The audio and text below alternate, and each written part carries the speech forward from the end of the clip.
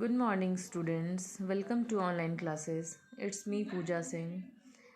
I am your subject teacher, and my subject is Class 6 Hindi. Now, we are going to start Chapter 1 प्राकृतिक सौंदर्य. तो जैसा कि बच्चों हमने लास्ट क्लास प्राकृतिक सौंदर्य कविता के शब्दार्थ और मौखिक प्रश्नों का अध्ययन किया. आज हम कविता के लिखित प्रश्नों का अध्ययन करेंगे. तो जैसा कि आप देख रहे हैं बच्चों, क्वेश्चन नंबर 3 लिखित. ध्यान लगाकर देखने से आपको क्या पता चलेगा. तो जैसा पूछा जा रहा है बच्चों, अगर हम ध्यान लगाकर देखें तो हमें क्या पता चलेगा. तो उत्तर है ध्यान लगाकर देखने से इस जगह की सुंदरता का पता चलेगा. अगर हम ध्यान लगा के देखेंगे बच्चों तो हमें इस जगह की प्राकृतिक सौंदर्यता का पता चलेगा. ख. नवललित ललित शोभा की मूल किन्हें कहा गया है. नवललित ललित की शोभा किसे कहा गया है बच्चों. उत्तर वन की लहलही लता को नवललित ललित शोभा की मूल कहा गया है. ग.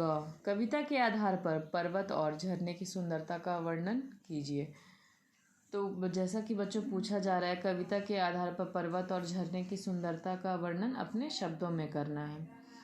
उत्तर कविता के आधार पर पर्वत की सुंदर शिखाएं, शोभा सहित उतार चढ़ाव का वर्णन किया गया है और झरने के निर्मल जल के झरते झरने की असीमित विस्तार का वर्णन किया गया है. तो बच्चों जैसे कहा जा रहा है, कविता के आधार पर पर्वत की सुंदर सुंदर शिखाएं, शोभा सहित उतार चढ़ाव का वर्णन किया गया और झरने के निर्मल जल के झरते झरने की असीमित विस्तार का वर्णन किया गया है.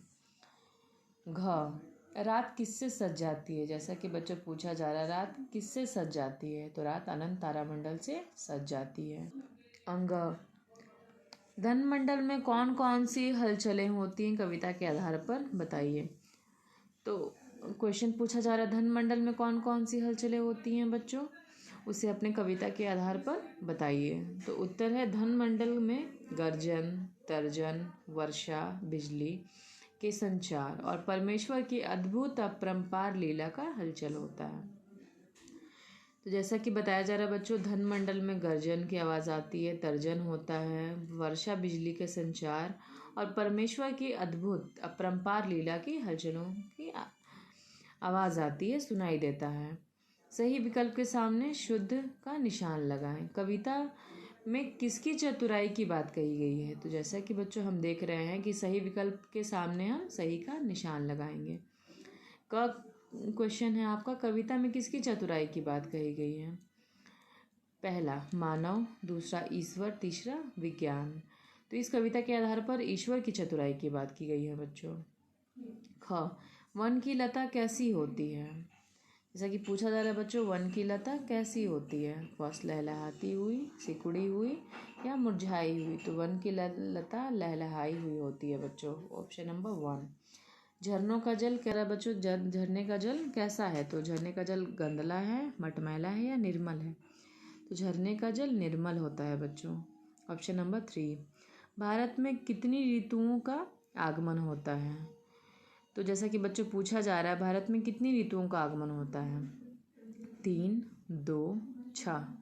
तो भारत में 6 ऋतुओं का आगमन होता है. Option number 3. अंग. इनमें से किसे कविता में अनंत कहा गया है. तो अनंत इस कविता में किसे कहा गया है. तो ऑप्शन नंबर 1 है तारामंडल, वायुमंडल और सौरमंडल.